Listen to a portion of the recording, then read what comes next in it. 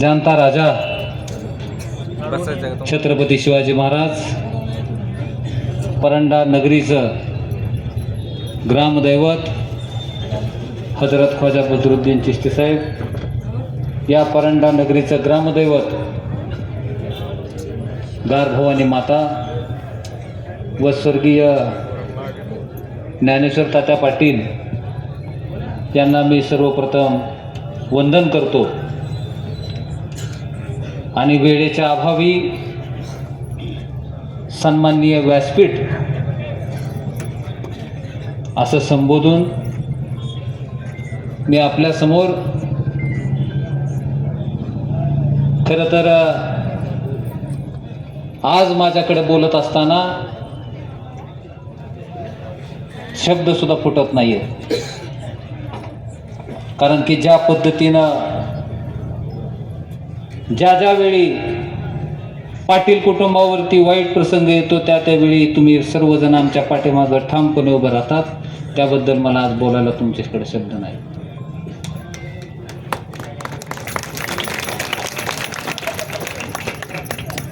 कारण की लक्षात घ्या, ही तात्या गेल्यानंतरची माझी दुसरी निवडणूक म्हणायची. पहिली झाली असती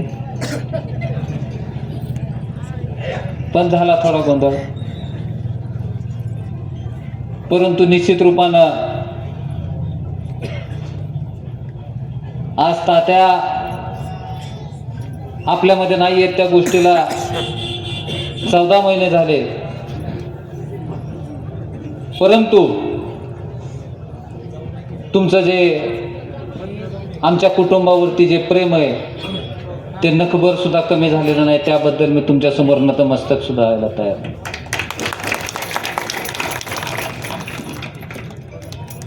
ही निवडणूक चालू झाली साहेब, आमच्या थोरल्या चुलत्याने आमच्यावर आरोप केला की तात्या असते तर चक्रव्यूहात हे अडकले नसते म्हणले. तर त्या गोष्टीचं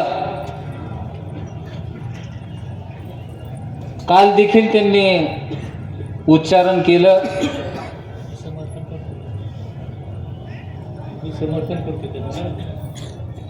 तर त्या गोष्टीसाठी मी तात्या हयात असताना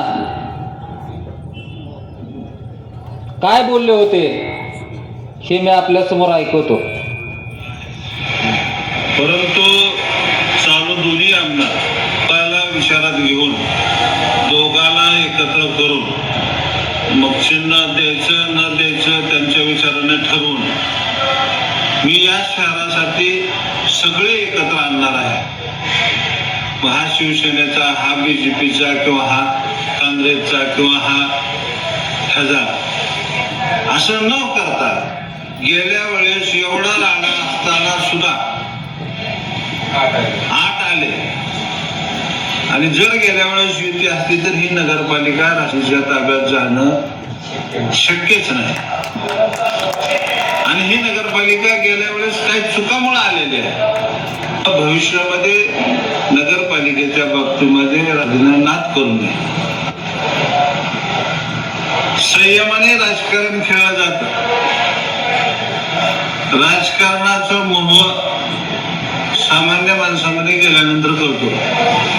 या शहरामध्ये इतका उत्मात आहे लोक बोलू शकत नाही. परिस्थिती बोललं तर अंगावर येते, अशी या शहरामध्ये परिस्थिती आहे. दुकानदाराला दुकान उघडताना सुसू केल्याशिवाय दुकान उघडता येत नाही. गावाची अवस्था, गावामध्ये कुठला रोड झाला, कुठला विकास झाला असं तालुक्यामध्ये एकही तालुका नसेल. 5 वर्षामध्ये फक्त फिल्टर चालू करण्यासाठी शिना कोळेगाव धरणातनं पाणी आणून आम्ही फिल्टर तयार केलं. त्या फिल्टरच्या टाकीमध्ये सुद्धा फिल्टर सुरू होऊन सुद्धा पाणी आज गावाला 5 वर्षात देता आलं नाही. या गावातल्या लोकांना पाणी टंचाई काळामध्ये ज्यावेळेस शिवसेनेच्या ताब्यात असताना आदरणीय सोपल साहेब मंत्री होते, सरकार असताना की पाणी पुरवठा मंजूर केली, पाणी पुरवठा मंजूर करून आणून परांडा शहराला चिटकून सोडला, डायरेक्ट सप्लाय करून टंचाईच्या काळामध्ये आम्ही पाणी टाकलं.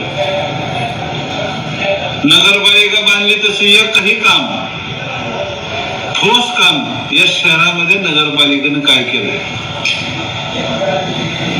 मान्य तहसीलदार असतील, कलेक्टर साहेब असतील, या नगरपालिकेमध्ये आजही पाऊस पडला तर शिवशंकर मंदिर, शिवशंकर मंदिर, भवानी शंकर मंदिर गुडघे इतक्या पाण्यात होतं. त्यावेळेस या नगरपालिकेनं परांडा शहराला काय केलं? काय केलं नाही. या तालुक्यामध्ये 5 वर्षामध्ये कुठला विकास केलेला नाही, कुठला काय नाही.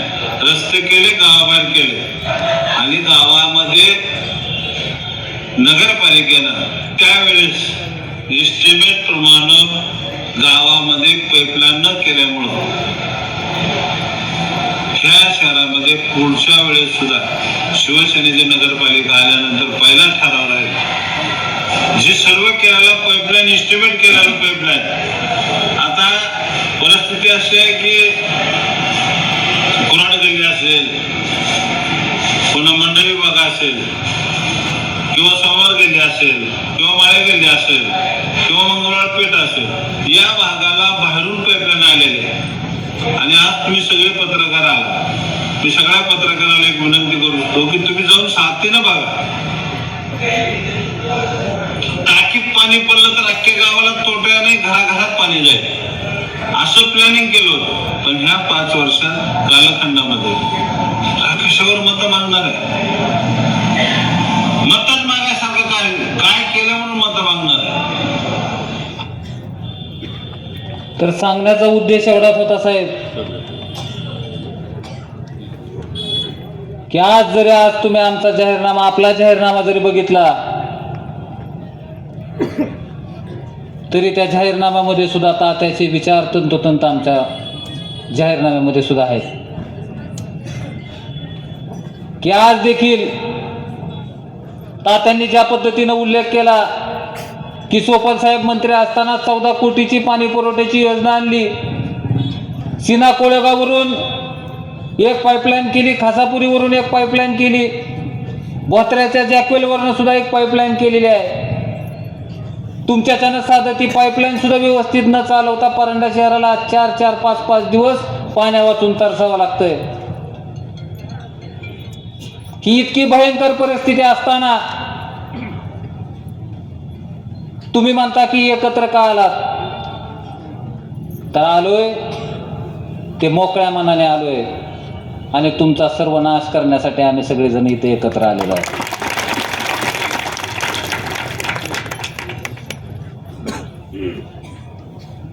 कारण की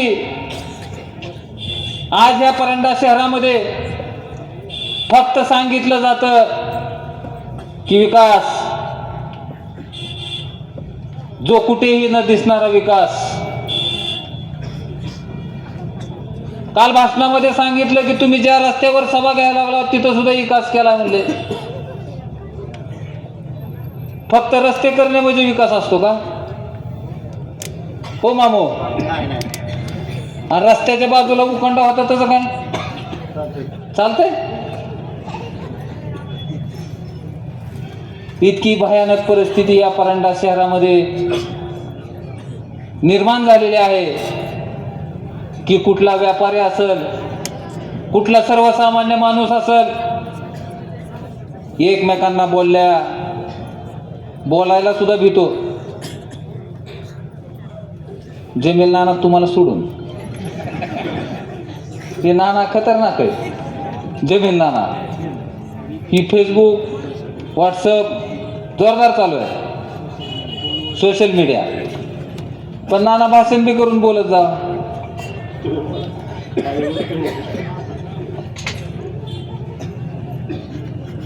की आज वकील साहेब माझी पत्रकार बांधवांना एक विनंती आहे की तुम्ही ही गर्दी दाखवा आणि गर्दीतला प्रत्येक चेहरा सुद्धा झूम करून दाखवा, कारण की ही गर्दी बघितलं तर काय म्हणतात, खेड्यातली आणली होती, खेड्यातली होती. गर्दी झाली, सभा चांगली झाली, रॅली चांगली झाली, खेड्यातली माणसं होती, खेड्यातली. स्वतःच सांगतो.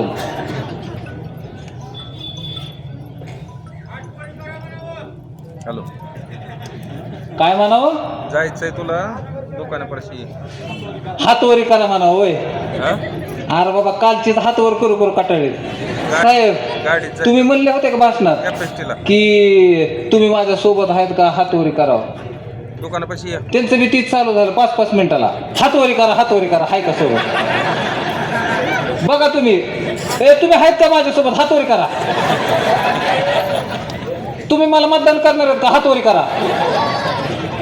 तुम्ही आमच्या बरोबरच आहेत ना, हा हातवरी करा.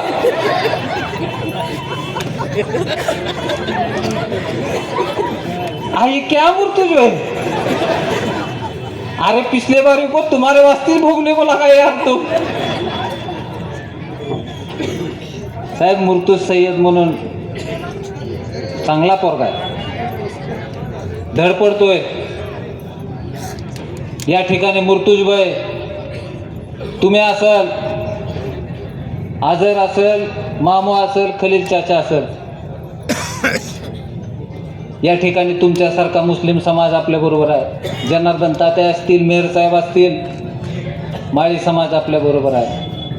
नाभिक समाजातील अनिकेत काशीद असतील, बच्चन डाके असतील, नागेश काशीद असतील, हे सुद्धा आपल्या बरोबर आहे. ज्या पद्धतीनं तात्यांची शिकवण होती की 18 पगड जातीला घेऊन राजकारण करावं, त्या पद्धतीनं आपण सगळ्या जणांना सोबत घेऊन राजकारण करतोय. कधीही आपल्यामध्ये जातीपातीचं राजकारण कधी केलेलं नाही आणि कधी करणार देखील नाही, कारण की आमच्यावरती ते संस्कार कधीही झालेले नाही आहेत.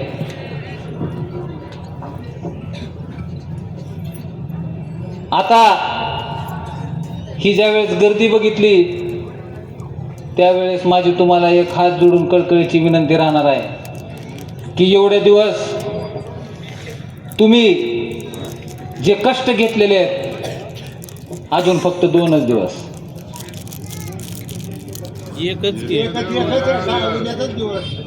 आजची रात्र, आज तुमचं शेकोट्या करा करा की जाग रे मामू. आई मामू झोपत नाहीत. मामूला वाटतं इकडून गाडी येते काय की वाटायला, तिकडून गाडी येते काय. सद्देवाल साहेब म्हणतात वय झाल्यामुळे झोप लागत नाही.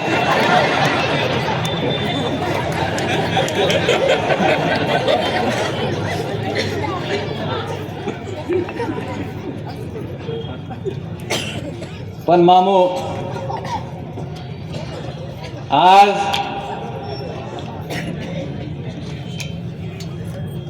देवाने आमच्यामध्ये आम्हाला आईचा आधार राहिला नाही. निश्चित रूपानं आमच्या डोक्यावरचं वडिलांचं छत्र देखील हरवलं, परंतु तुमच्यासारखी मंडळी आमच्या सोबत आहे. ही जनता आमची माय बाप म्हणून उभा आहे. ह्या गोष्टी मी ठामपणे त्यांना सांगू शकतो.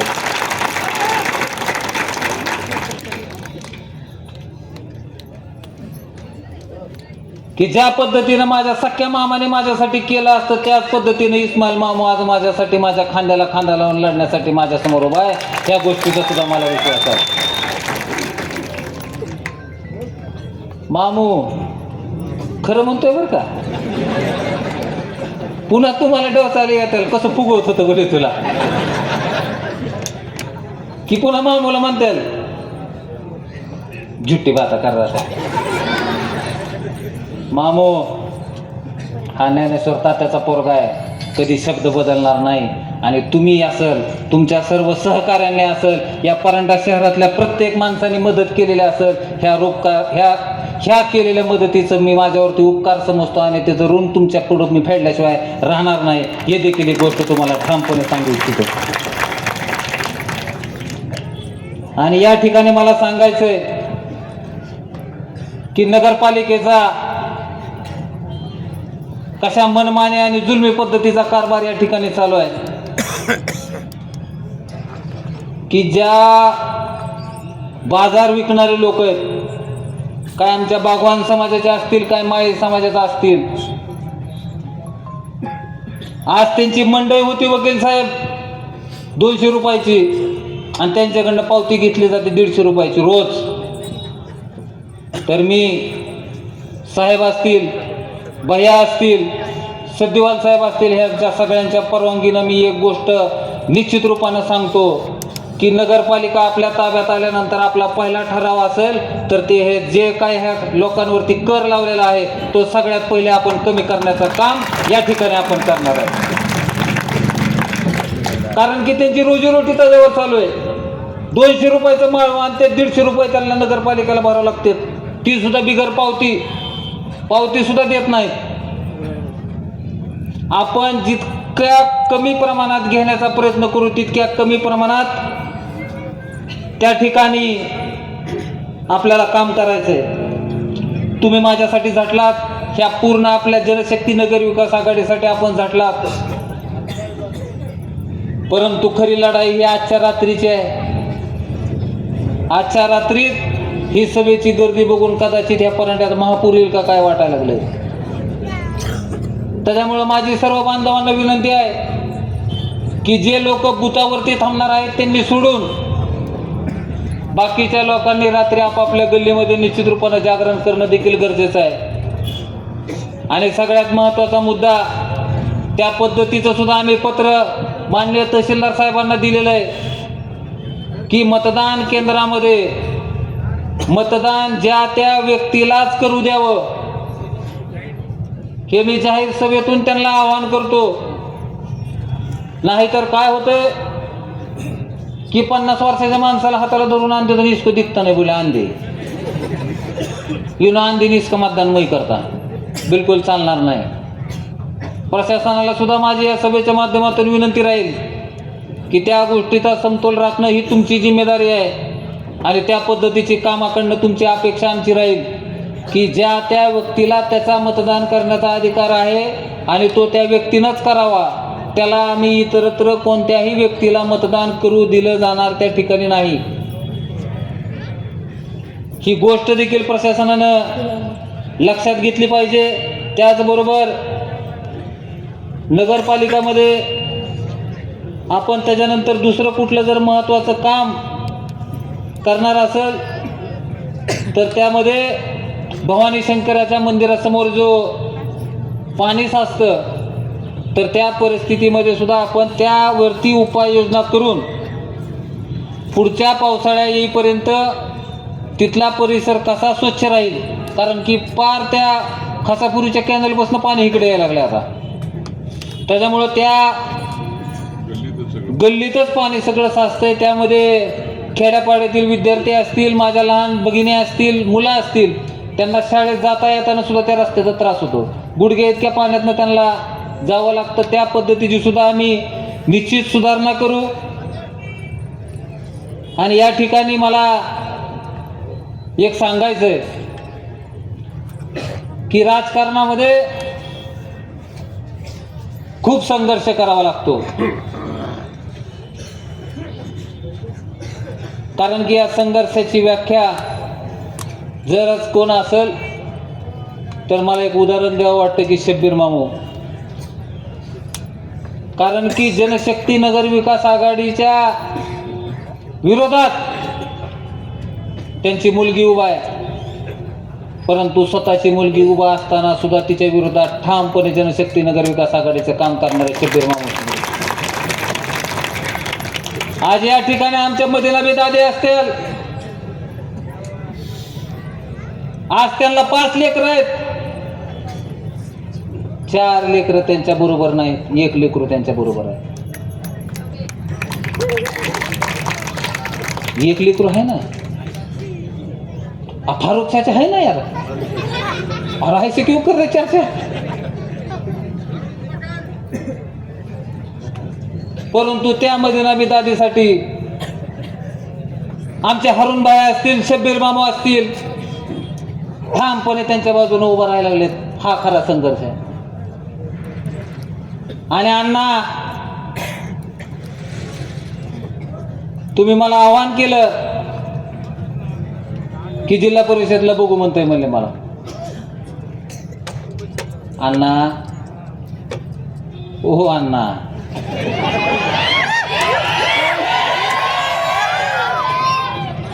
अहो ही लोकच तुम्हाला बघणार आहे, तो माझ्या पोस्टर तर येऊ बी देणार नाही की.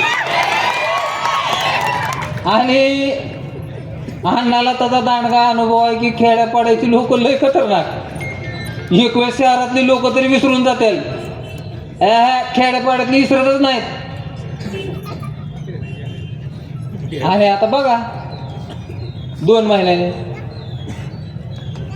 पुन्हा तुम्ही म्हणणार कायला माझा मित्र बरा होता का, ही पोरग जरा पुढचं दिसतंय का काय. ह्या पद्धतीचं वाक्य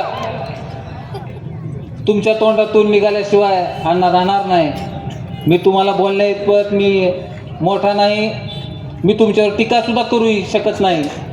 कारण की तात्या हयात असताना मी तुमच्यावरती 2 गोष्टी तुम्हाला बोललो होतो, तर तात्यांनी मला खूप खवळलं होतं की तुझा अधिकार नाही अण्णावरती बोलण्याचा. आणि आज देखील अण्णा, मी तात्यांच्या पश्चात सुद्धा आज सुद्धा तुम्हाला सांगतो की आम्हाला तुमच्याकडनं अपेक्षा होती की तुम्ही आमचा आईबाप म्हणून आमच्या बरोबर खांद्याला खांदा लावून उभं राहताल.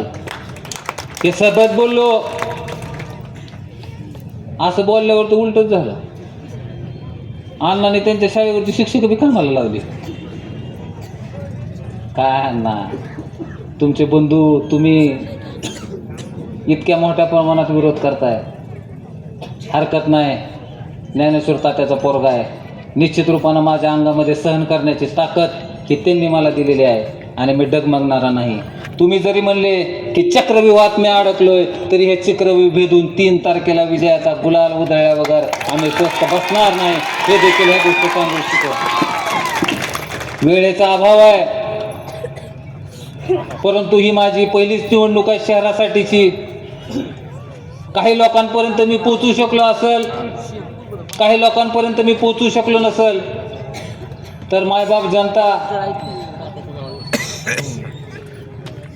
मोठ्या मनानं आमच्याकडून जर काही चुकलं असेल तर आमची चूक तुमच्या पदरात घ्या. फक्त ज्या पद्धतीनं ठाकूर साहेब म्हणतात की त्या पद्धतीनं परीक्षेला बसायला आधीच आम्हाला नापास करू नका. कारण की एकदा फक्त काम करण्याची संधी एकदा द्या, त्याच्यानंतर निश्चित रूपानं तुम्हाला या परंडा शहराचा कायापालट आम्ही केल्या बगर सगळेजण राहणार नाही. ह्या गोष्टीचं पूर्तता करणार. आणि या ठिकाणी तुम्हाला कळकळीची विनंती करतो की उद्या मतदान आहे. तुम्ही उमेदवार कोण आहे, माणूस कोण आहे हे कुठंही बघू नका, फक्त आपलं चिन्ह दाखवा. आपलं चिन्ह काय? विकासाची खात्री, विकासाची खात्री करा. एकदा हातवर, अजून एकदा करा हातवर. धन्यवाद. जय हिंद, जय महाराज.